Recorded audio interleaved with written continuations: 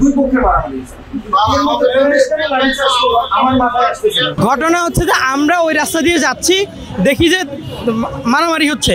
তো প্রথমে মারামারি স্বাভাবিক দেখে ইয়া করি না, জানলা দিয়ে তাকায় দেখি যে আমাদের একজন সাংবাদিককে পিটাইতে পিটাইতে পুলিশের দিকে নিয়ে যাচ্ছে। পরে আমি দৌড় দিয়ে আসছি যে কেন সাংবাদিককে মারতেছে জানার জন্য। আসতেই আমি এসে এখানে আমার ক্যামেরাম্যান এসে পৌঁছানে আমি আমার মোবাইলেই ভিডিও করা শুরু করছি। আমি এই জানলা দিয়ে দেখতেছিলাম যে শিমুল ভাই, আমাদের যে সাংবাদিক ভাই নিউ ন্যাশনের, উনি কই, ওনারা খুঁজতেছিলাম জানলা দিয়ে, আমার হাতে মোবাইল।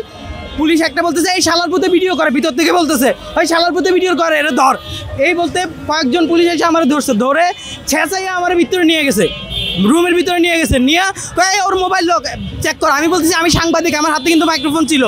বলতেছি আমি সাংবাদিক ভিডিও করবো। হ্যাঁ বলতেছে সাংবাদিক হলে তুমি ভিডিও করবে কেন? আমারে গালাগালি করতেছে, আমারে গালাগালি করে ভিতরে ওরা যখন ইয়ে করতেছে, এর মধ্যে মানুষজন আরও চলে আসছে।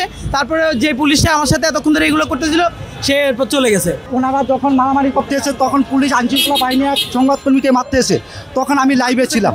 হ্যাঁ, মারতে এসে কি জন্য তারও সেটাও আমরা যাই না, দেখতেছি এখানে মারতে এসে, তখনই আমরা এই লাইভে গেছি। যখন লাইভ করতেছি তখনই আইনশৃঙ্খলা বাহিনী আমাকে আটকেছে, আটকে বলে তুই কে? আমি বলছি আমি সংবাদকর্মী। এই কথা বলার সঙ্গে সঙ্গে আমাকে অকথ্য ভাষায় বকা দিয়ে ভিতরে গিয়ে নিয়ে আমাকে বেধড়ক মারছে এখানে। তাহলে আমাকে বেধড়ক মারছে, হ্যাঁ আমাকে। এমনকি বাংলা ভিশনের ভাই যখন এগিয়ে গেছে আমার জন্যে, তখন ওনাকে পর্যন্ত ভিতরে নিয়ে গিয়ে হেনস্থা করেছে। আমরা দুজন ডিআরইউর দিকে যাচ্ছিলাম, আমি নিউ ন্যাশনের সিনিয়র স্টাফ রিপোর্টার আর আমার ক্রাইম রিপোর্টার। আমরা দুজন হচ্ছে ডিআরইউর দিকে যাচ্ছিলাম। এখানে একটা মাইক্রোবাস আমাদের সামনে থেকে চলে আসছে। তো মাইক্রোবাস বললো যে আপনারা একটু পিছনে যান, আমরা এই দিকে ঘুরে যাব। আমি পিছনে অনেক দূর আসলাম, আসার পরে পিছনে একটা বাস আর হোন্ডা ছিল, আমি আর যাইতে পারতেছি না, ও আর ঘুরাইতে পারতেছে না পাইরা ও আমাদেরকে গাড়ির ভিতর থেকে গালিগালাজ শুরু করছে। গালিগালাজ শুরু করার পরে আমরা হচ্ছে আপনার আমি গাড়ি থেকে নেমে বললাম যে গালিগালাজ করতেছেন কেন?